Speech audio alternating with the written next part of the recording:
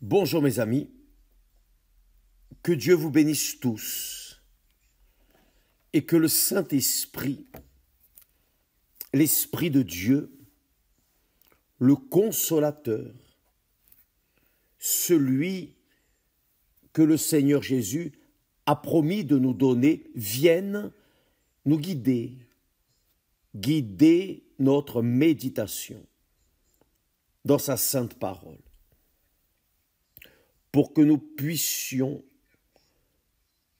prendre l'esprit de la sagesse, l'esprit de Dieu, et pour que nous puissions appliquer ces enseignements dans notre vie, parce que ces enseignements, certainement, sont les meilleurs qui existent dans tout l'univers, grâce à Dieu. Bien, j'étais en train de lire les commentaires des personnes en relation à Edson, le témoignage d'Edson. Et c'est presque unanime. Les personnes disent « Je n'ai pas supporté les larmes, j'ai pleuré ». Et je vais vous dire aussi, lorsqu'Esther et moi avons vu ce témoignage la première fois,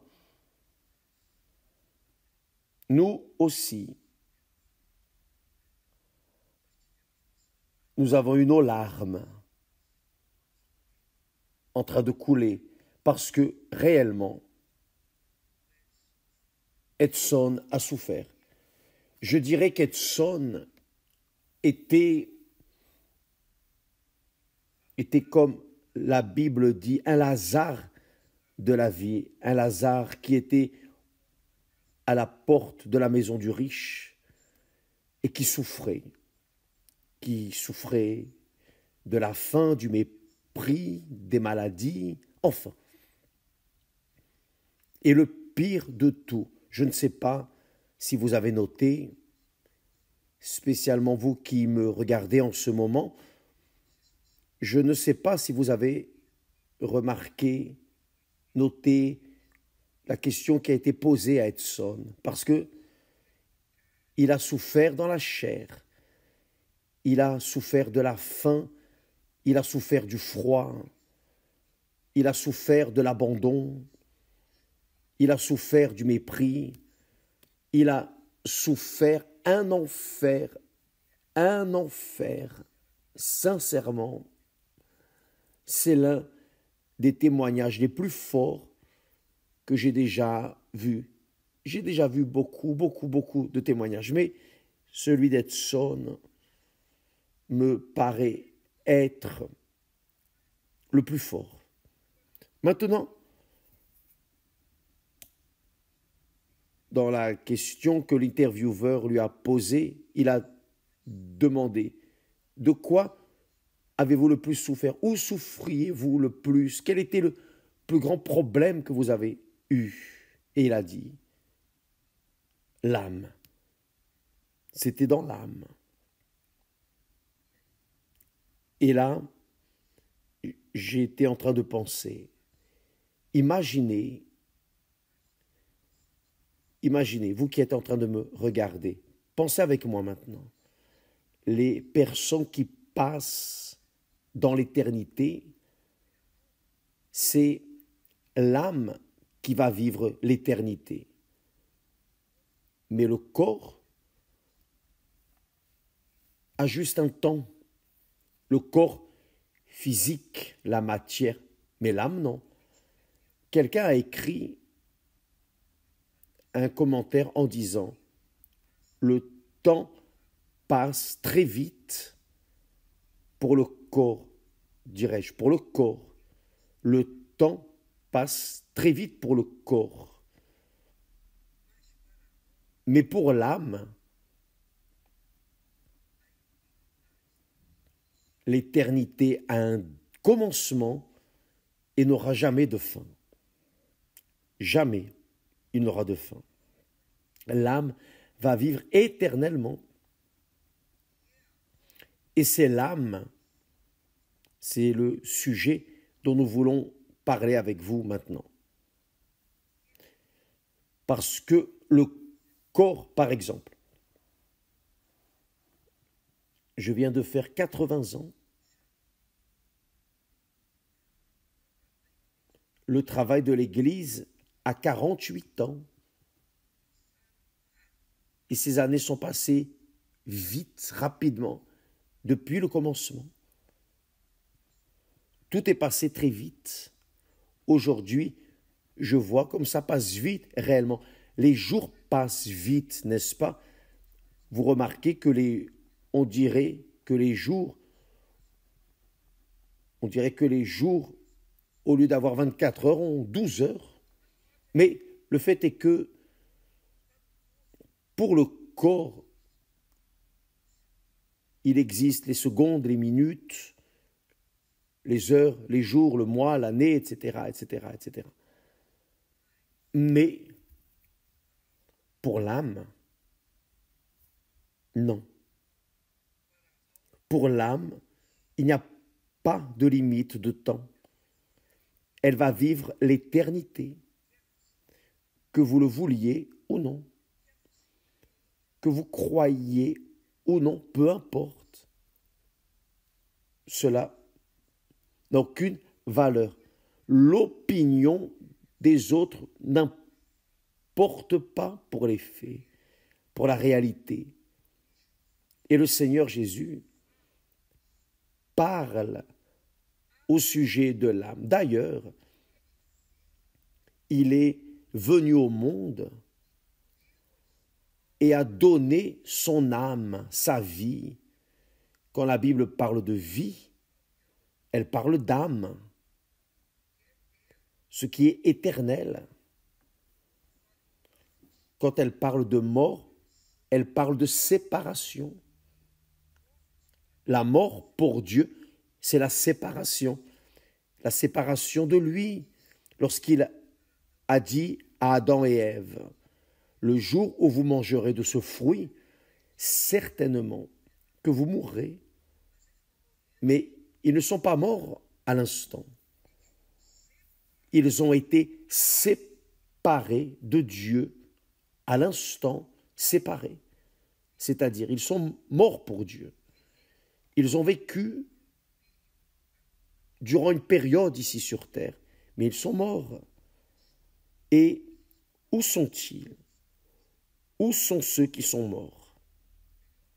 Ou plutôt, où sont les âmes des personnes qui sont mortes? Beaucoup font des messes, des veillées, des offrandes pour les âmes perdues. Mais cela ne sert à rien. Quoi que l'on fasse pour l'âme qui est déjà partie pour l'éternité, qui n'est plus parmi nous, n'aura aucun sens. S'il y avait, je vous en parlerai. J'ai l'âme de maman, de mon père, de mes frères, des êtres chers, des personnes que nous aimons, mais je ne peux rien faire. Les prières ne vont pas résoudre, rien ne va résoudre. Le corps, leur corps, a duré durant un temps, mais il y a eu un jour où le corps s'est séparé, ou plutôt leur âme s'est séparée du corps. Le corps a déjà disparu. Le corps est devenu poussière. Ce qui va arriver avec le vôtre, avec le mien, avec nos corps. Mais nous allons traiter de l'âme. Le temps passe vite, c'est vrai. Mais il passe vite pour le corps physique, pour la matière, non pour l'âme. Pour l'âme, l'éternité a un commencement, a un début. mais n'aura jamais de fin. Et où va l'âme? Où va votre âme, mes amis? C'est la question. Évêque, pourquoi ne demandez-vous pas à vous-même? Je sais où va mon âme, j'en ai la certitude, si bien qu'elle est folle pour laisser cette matière ici en bas et partir directement. Parce que ça n'a pas de sens de vivre plus de temps que le corps vieillisse. Je vois ça avec moi. Ma matière, chaque jour, s'incline, elle s'affaiblit. Je ne sais pas si vous avez déjà remarqué, vous avez dû remarquer, parfois je faillis dans les paroles, dans les mots. Vous savez comment est la vieillesse, c'est comme ça. Vous dites une chose que vous n'auriez pas dû dire, enfin, vous trébuchez ici, enfin, ce n'est plus ce que c'était avant. J'avais cette agilité, cette force. Aujourd'hui, ce n'est plus la même chose. Ce n'est plus la même chose. C'est-à-dire, le corps se détériore peu à peu, comme vous qui me regardez. Votre corps également. Je me souviens, lorsque nous avons commencé, j'avais une chevelure énorme. Et aujourd'hui, ils sont partis. Tous les cheveux sont partis. Parce que tout ce qui est matière passe, devient poussière. Nous sommes venus de la poussière, notre matière est venue de la poussière et elle retournera à la poussière. Mais le souffle de Dieu, qui est l'âme, est éternel, ne meurt jamais. Dieu a soufflé dans les narines d'Adam et Ève le souffle de la vie, c'est-à-dire l'âme, l'esprit, l'intelligence, le rationnel. Quand la personne meurt, retourne à Dieu. Mais l'esprit, ce n'est pas l'âme, et l'âme n'est pas l'esprit. L'esprit, c'est la sagesse, la connaissance, le discernement, l'intelligence. Tout ce que Dieu a prêté à l'homme, c'est-à-dire l'esprit de sagesse, de connaissance, de crainte de l'Éternel, l'esprit que Dieu a donné à l'homme, c'est-à-dire l'intelligence, retourne à Dieu quand le corps meurt. Mais l'âme, son souffle, le souffle, ne meurt jamais. Il vivra pour toute l'éternité. Donc, lorsqu'un homme est arrivé au Seigneur Jésus, il a dit, « Maître, dis à mon frère de partager avec moi notre héritage. » Et le Seigneur Jésus lui a répondu, « Qui m'a établi pour être juge ?» Et là, le Seigneur Jésus a profité de cette situation et a proposé à cet homme une parabole qui, en réalité, pour nous tous, cette parabole, c'est une parabole, excusez-moi. Et la parabole, quand le Seigneur Jésus parle en parabole, il veut que vous et moi, que nous, lecteurs, pensions, raisonnions. Et vous avez un esprit pour raisonner. J'ai un esprit pour raisonner, pour peser, pour évaluer, pour analyser. Donc, le Seigneur Jésus a proposé une parabole, une pensée, pour que nous, humains, puissions penser. Et dans la parabole, le Seigneur Jésus dit, les terres d'un homme riche avaient beaucoup rapporté. Et il raisonnait en lui-même, il pensait en lui-même, disant, que ferai-je? Car je n'ai pas de place pour serrer ma récolte. Voici, dit-il, il a pensé, voici, dit-il, ce que je ferai. J'abattrai mes greniers, j'en bâtirai de plus grands.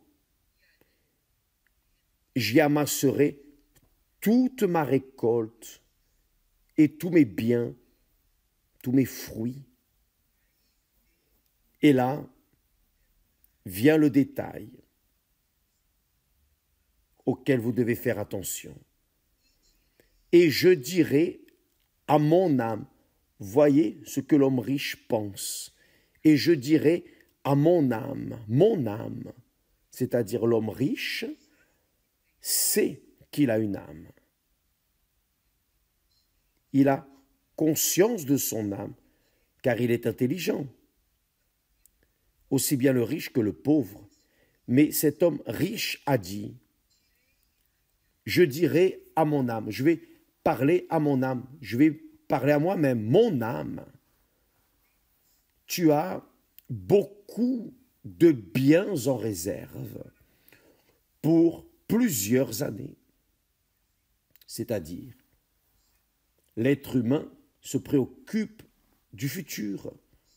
L'être humain vit préoccupé par son futur, mais ici sur terre, avec le futur de son corps, avec le futur de son corps, de son bien-être, de son confort matériel. L'être humain vit préoccupé avec le futur ici sur terre qui passe très vite, qui passe comme le vent. Donc, il a dit, et je dirai à mon âme, tu as beaucoup de biens en réserve pour plusieurs années, non pour toute la vie, pour plusieurs années. Peut-être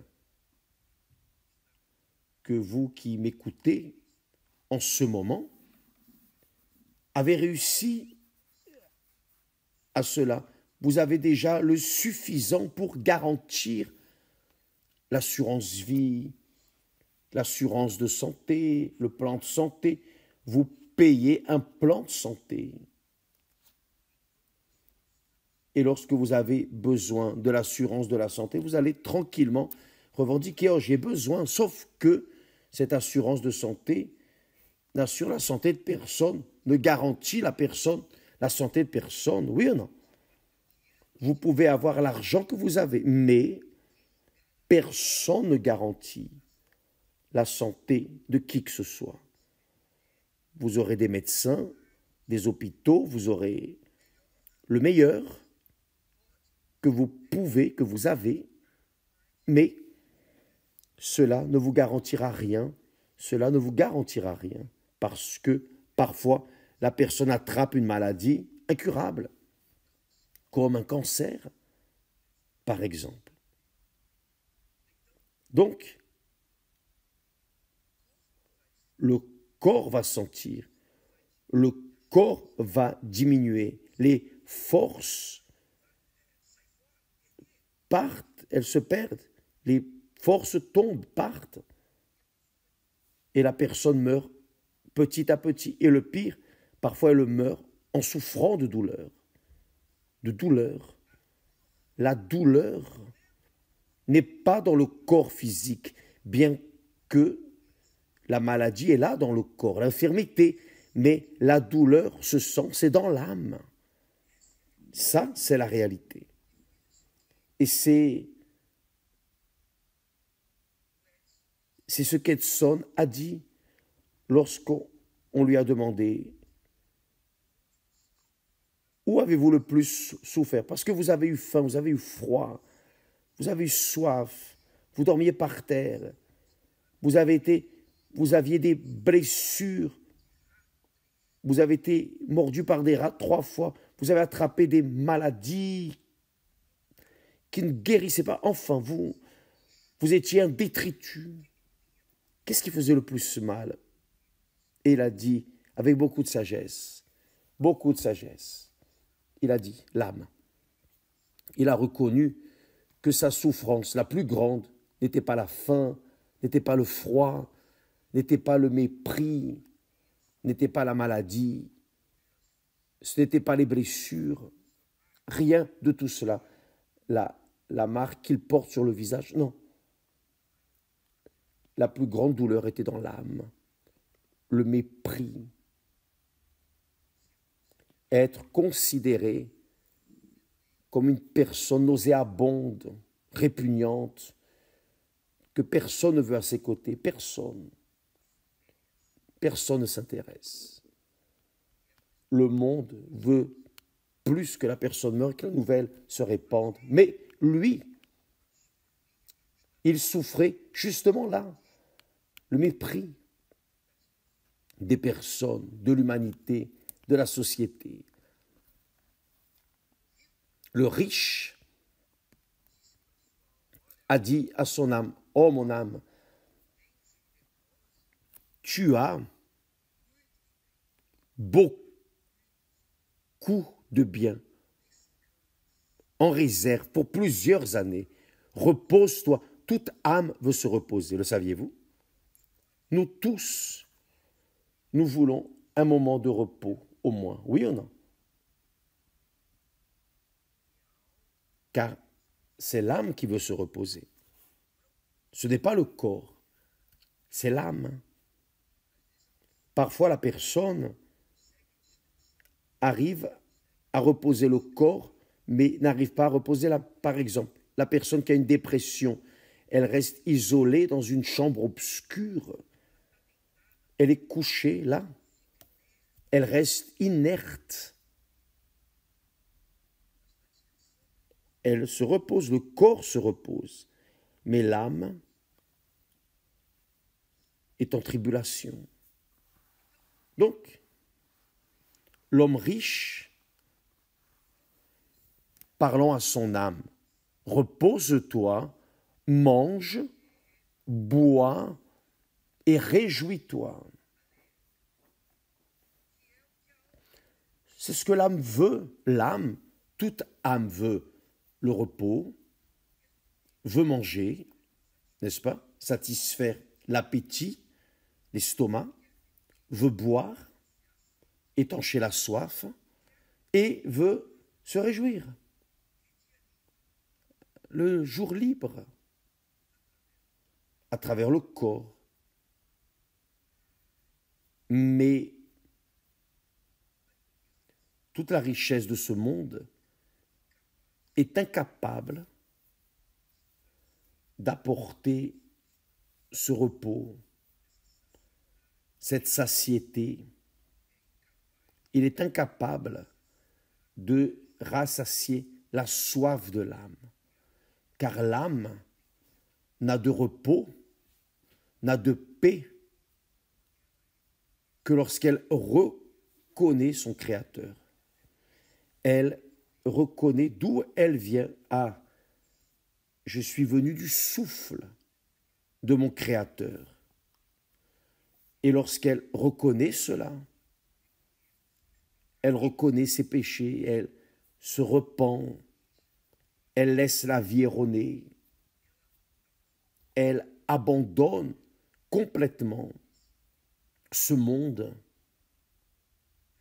Là oui, lorsqu'elle a une rencontre avec le Seigneur Jésus, elle a la paix. Elle a la paix.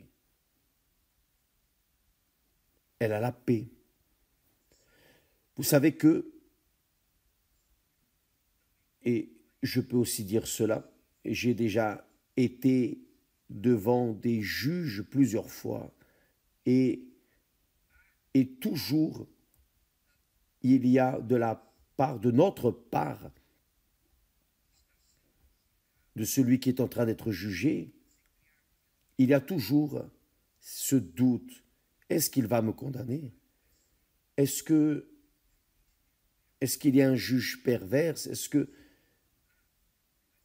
Est-ce qu'il va faire quelque chose qu'on lui a ordonné de faire et me condamner? Il y a toujours ce doute, surgit ce souffle. Donc, lorsque cela se produit devant le juge, la personne, l'âme, reste tourmentée. Vous qui avez déjà été dans cette situation, vous savez cela. L'âme reste dans le tourment. Je me rappelle qu'une fois, on est entré en action contre ma personne et par le simple fait de cette action, j'ai eu un problème à l'estomac. J'ai eu un problème grave à l'estomac parce que mon âme était sans tranquillité, elle était affligée.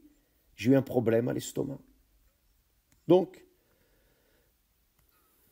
tant que l'âme n'a pas le pardon, tant qu'elle n'obtient pas le pardon de Dieu, elle n'a pas de paix. Dieu lui-même dit, le méchant n'a pas la paix.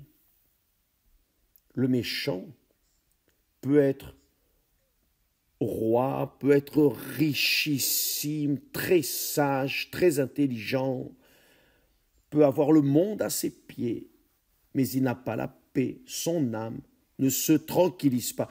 Ce riche dont le Seigneur Jésus parle dans la parabole, pensez que tout l'argent, tout le fruit de son travail, de sa richesse qu'il avait conquise, lui garantirait le repos, la nourriture, la boisson et la réjouissance. Mais l'âme n'a pas de repos, n'a pas de nourriture, n'a pas de boisson, n'a pas de réjouissance, rien, rien. Tant qu'elle est dans le péché, tant qu'elle est enterrée dans ce monde pourri, elle souffrira les conséquences. Elle va souffrir les conséquences. C'est seulement lorsqu'elle reconnaîtra, lorsque la tête reconnaîtra, âme, la tête, son esprit dit, oh âme, tu dois résoudre ce problème avec le Créateur. Lui seul peut résoudre cela. Et la personne se repent et meurt pour le péché, meurt pour le monde, et ensevelie dans les eaux par le baptême. Les eaux baptismales ne sont pas des eaux purificatrices. Ce n'est pas l'eau de la piscine de l'église, du baptistère de l'église qui purifie l'âme. Non, non. Elle est juste un symbole. Tout comme la sépulture reçoit le corps physique, l'eau du baptistère, quand la personne est repentie, quand elle est repentie, alors elle est baptisée, son corps du péché reste enseveli là, mais elle se relève immédiatement pour commencer à vivre une vie nouvelle. Là oui, elle a la paix, elle vit en paix. Problème, nous avons tous des problèmes. Nous avons tous des problèmes, mais une chose, c'est d'avoir des problèmes, mais savoir que le Seigneur Jésus vous a déjà pardonné. Vous êtes pardonné.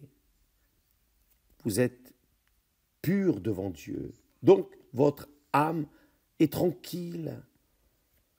Je peux dire, je prêche ici à vous, j'enseigne, j'oriente ce que Dieu m'a donné. Je n'ai rien d'écrit pour moi, j'ai juste là devant moi la parole de Dieu. Donc, nous vous passons ce que Dieu nous a donné. Pour que vous, qui sait quelqu'un vienne se repentir, qui sait quelqu'un cesse de prêter attention à son corps pour le futur de son corps physique, de sa matière, et vienne prêter l'attention à son âme, car le corps a une date de péremption. Le corps peut être parfait, il peut avoir des richesses, mais il a une date de péremption, tandis que l'âme, mes amis, non, elle vit éternellement. Le riche de cette parabole, le riche pensait qu'il garantirait son futur ici sur terre, son futur physique, la matière ici sur terre, mais l'âme, non. Il a dit à son âme, « Oh mon âme, tu as beaucoup de biens en réserve. » Beaucoup de biens en réserve pour plusieurs années, c'est vrai.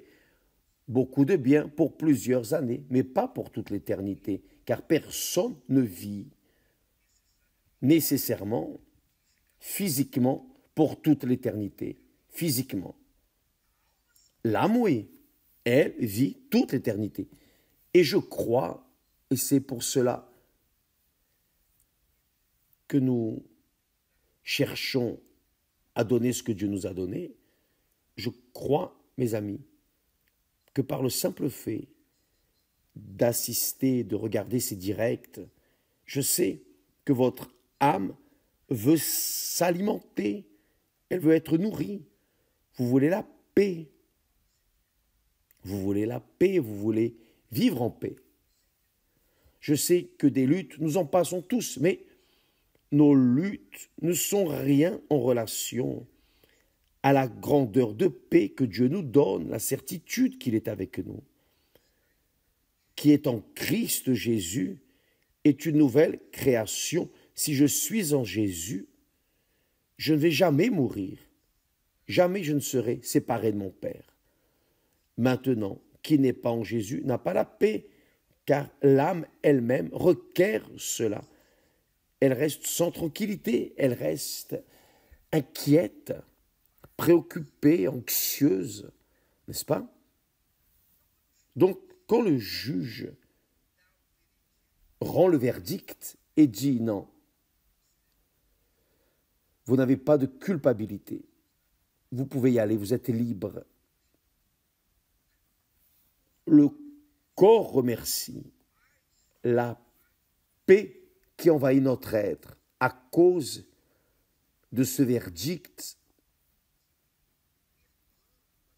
qui pardonne la dette ou qui reconnaît qu'il n'y a aucune dette, qu'il n'y a aucun problème. Mes amis, regardez votre âme, sincèrement, parce que je vous parle comme si je parlais à mes enfants. Je vous parle comme si je parlais avec les personnes que j'aime le plus dans ce monde. Parce que il n'y a rien que je désire le plus pour mes enfants que le salut de leur âme. L'argent, la matière, tout cela passe, termine. Tout le monde, un jour, passe, n'est-ce pas, meurt, mais l'âme vivra l'éternité. Donc,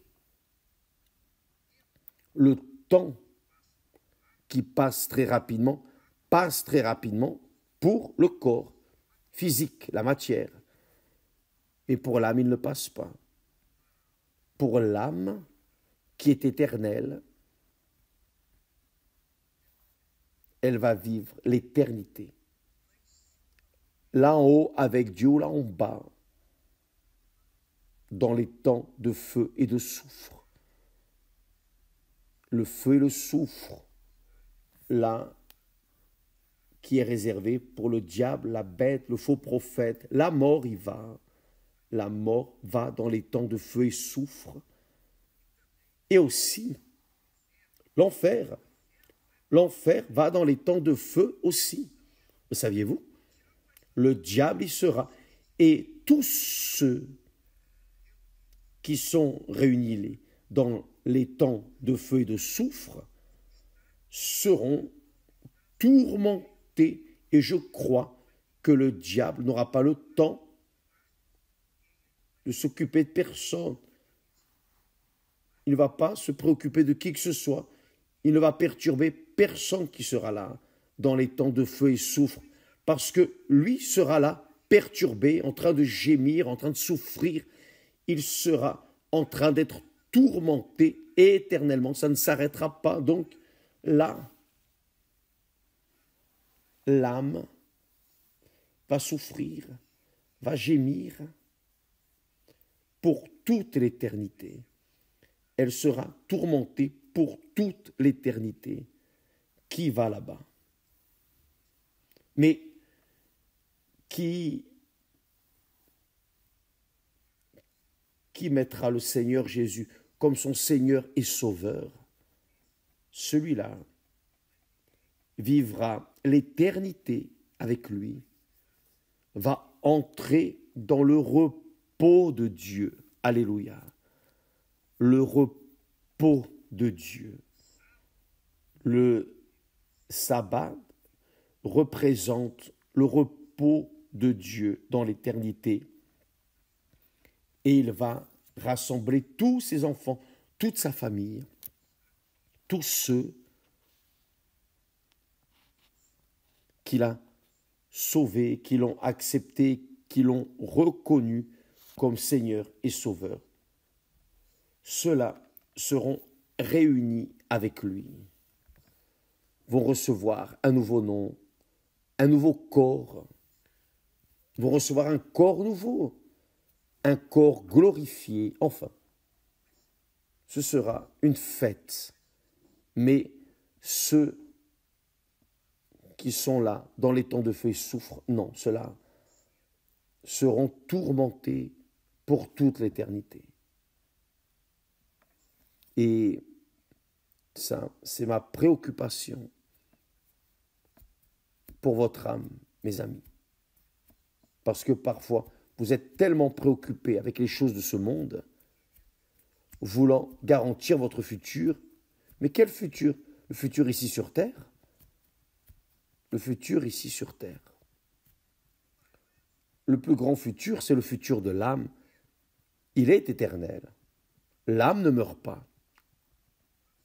Tout passe, tout cesse, tout termine, mais l'âme reste, demeure. Et toute la sensibilité que nous avons dans notre vie, c'est l'âme qui sent.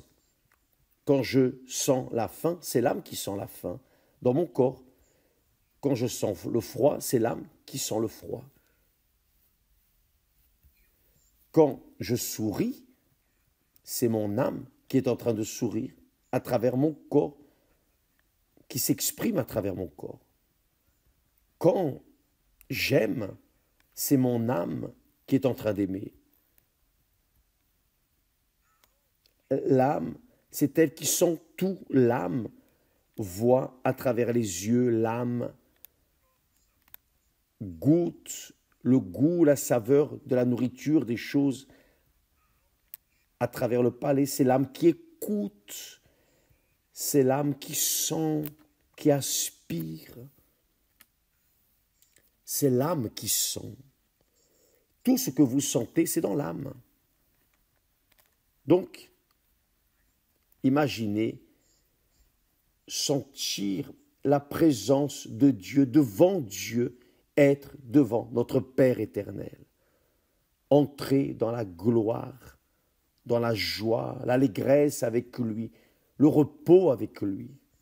Ainsi sera pour l'âme de ceux qui se livrent au Seigneur Jésus, qui se convertissent, qui se repentent et qui vivent en fonction de l'éternité de leur âme.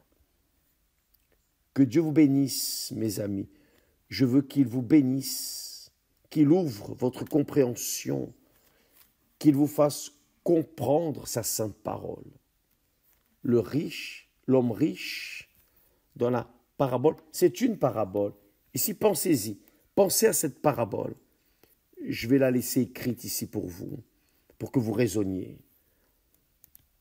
L'homme riche a dit, « Voici ce que je ferai. J'abattrai mes greniers, j'en bâtirai de plus grands. J'y amasserai toute ma récolte et tous mes biens, ma richesse.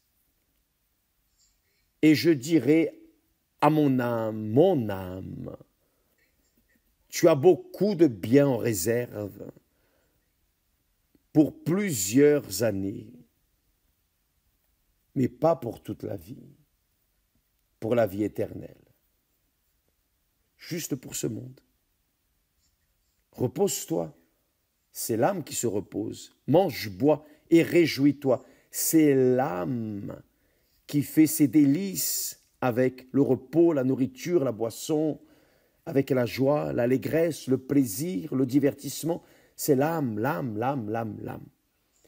Et quand elle sort du corps, où va-t-elle? Pensez-y. Que Dieu vous bénisse tous et à demain au nom du Seigneur Jésus. Amen. Grâce à Dieu.